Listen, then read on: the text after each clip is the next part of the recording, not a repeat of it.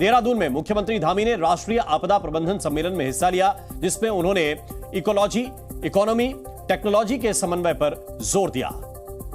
मैं सबसे पहले तो द्रोण नगरी देहरादून में आयोजित होने वाले इस छठे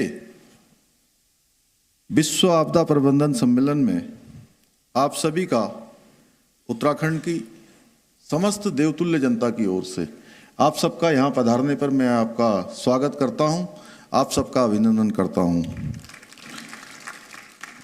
इस सम्मेलन में सबसे पहले तो क्योंकि ये उद्घाटन सत्र है और अनेक जो हमारे विशेषज्ञ हैं उन सबके विचार यहाँ पर रखे जाने हैं, उनके अनुभव हम सबके समक्ष आएंगे, एक बड़ा चिंतन उनका चलेगा। लेकिन इस अवसर पर मैं विश्व में समय समय पर जो अनेकों प्रकार की आपदाएं और उन आपदाओं के कारण से असमय काल के गाल में समाने वाले सभी दिवंगत आत्माओं को उनकी शांति के लिए भगवान बद्री विशाल से, बाबा केदार से प्रार्थना करता हूं और उन सभी को अपनी श्रद्धांजलि अर्पित करता हूं। इसके साथ ही जो अभी एक संकट हमारे समक्ष बना हुआ है और चिलक्वारा उत्तरकाशी में टनल निर्माण में लगे हुए हमारे 41 श्रमिक भाई अभी अंदर हैं, सकुशल हैं। वैसे उनको सभी प्रकार की जो भोजन से लेकर ऑक्सीजन, पानी इत्यादि की तमाम प्रकार की जो आपूर्ति है वो लगातार हो रही है, सुरक्षित भी हैं और तेज़ी से उस पर काम भी चल रहा है। तेज़ी से काम चल रहा है। जितने भी हमारे वैज्ञानिक हैं, जितने इसके विशेषज्ञ हैं, भारत सरकार, राज्य सरकार और भी संस्थानों के टनल के क्षेत्र में काम करने वाले, वो सारे लोग अपना प्रयास कर रहे हैं। हमारे आदरणीय प्रधानमंत्री जी भी लगातार प्रत्येक दिन उन सब के बारे में कि किसी प्रकार की उनको कोई दिक्कत न हो, सभी सुरक्षित बाहर निकलें, टेक्नोलॉजी का ठीक प्रकार से उपयोग हो वहाँ पर, उन सब की लगातार चिंता कर रहे हैं। बल्कि अभी जब हम अंदर आ रहे थे तो सम्मेलन के उद्घाटन से पहले भी उन्होंने अभी यहीं पर जानकारी ली है, तो सभी के लिए लगातार प्रयास भी हो रहा है। और अभी संधू साहब और हम बैठे थे यहाँ पर तो इनके मोबाइल में अपडेट आ रहा था कि 53 मीटर तक सुरंग जो है उसके अंदर पाइप चला गया है। तो अब भगवान की कृपा से सब कुछ अगर बिना किसी रुकावट के चला तो संभवतः बहुत जल्दी हम लोग ब्रेक थ्रू तक पहुंच जाएंगे, उनके पास तक पहुंच जाएंगे। और जो इतने दिनों से एक पूरा सभी के सामने, पूरे राष्ट्र के समक्ष एक ऐसा संकट आया हुआ है, उस संकट से हम सबको निजात मिलेगा, हमारे श्रमिक भाई वापस आएंगे। मैं भगवान से भी प्रार्थना करता हूं कि वो सभी जल्दी से जल्दी सकुशल बाहर आएँ। आज ये हमारे लिए बहुत ही खुशी की बात है कि आज यहाँ विश्व के सभी महाद्वीपों से आए हुए सभी प्रतिनिधि हमारे उपस्थित हैं। हम सब जानते हैं कि यहाँ उत्तराखंड में जहाँ ये सम्मेलन हो रहा है, ये सदियों से मानव जाति को प्रकृति के साथ जो सहज जीवन की जो ये पद्धति है वो ये प्रेरणा देता रहा है।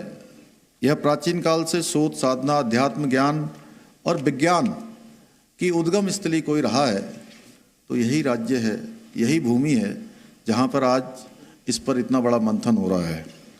आदि गुरु शंकराचार्य जी, गुरु नानक देव जी, स्वामी विवेकानंद जी से लेकर रविंद्रनाथ टैगोर तक अनेक युग दृष्टाओं की आध्यात्मिक यात्रा में कहीं न कहीं हिमालय और विशेष रूप से उत्तराखंड के दर्शन अवश्य होते हैं।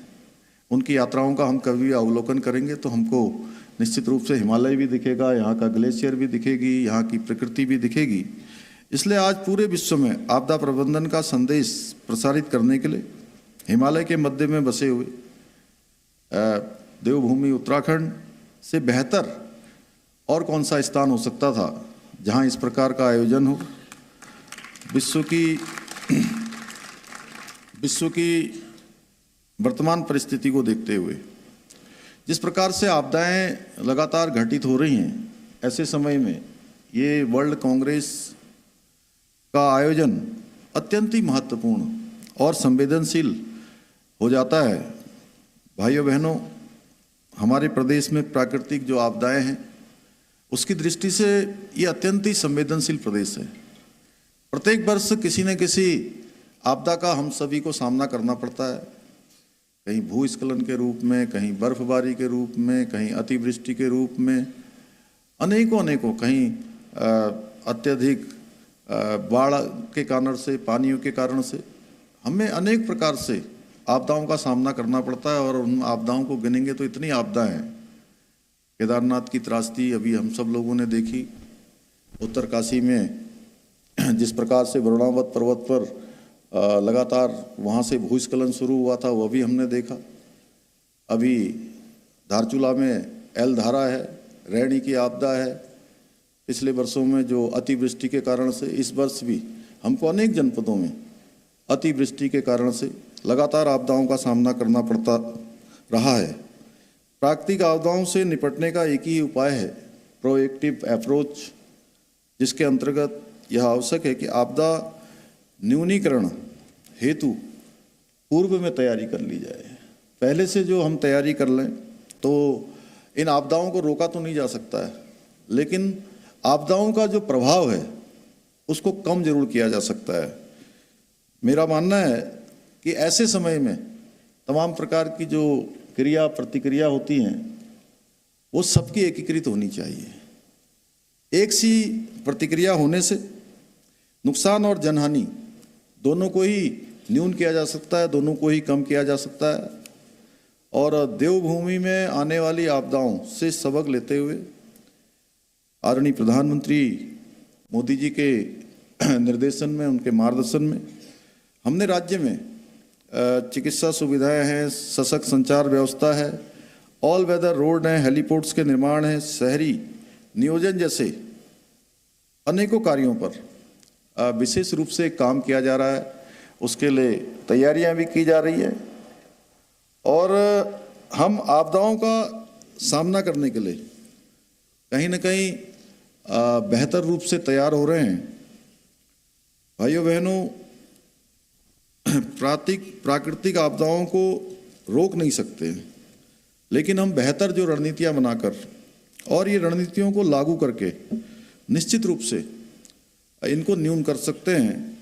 और जैसा अभी मेरे से बोलने वाले बहुत सारे वक्ताओं ने बोला, जोशी जी ने ही बोला, हमारे संधू साहब ने भी बोला, इकोलॉजी और इकोनॉमी और टेक्नोलॉजी के बेहतर कोऑर्डिनेशन से प्राकृतिक आपदाओं से लड़ने के लिए एक बेहतर प्रबंध तंत्र हम विकसित कर सकते हैं। एक ऐसा तंत्र बना सकते हैं जो इन सब को समन्वय करे। और हम सभी जानते हैं कि जो हमारी संस्कृति है, सनातन संस्कृति, उसमें पृथ्वी को माता के समान पूजा गया है।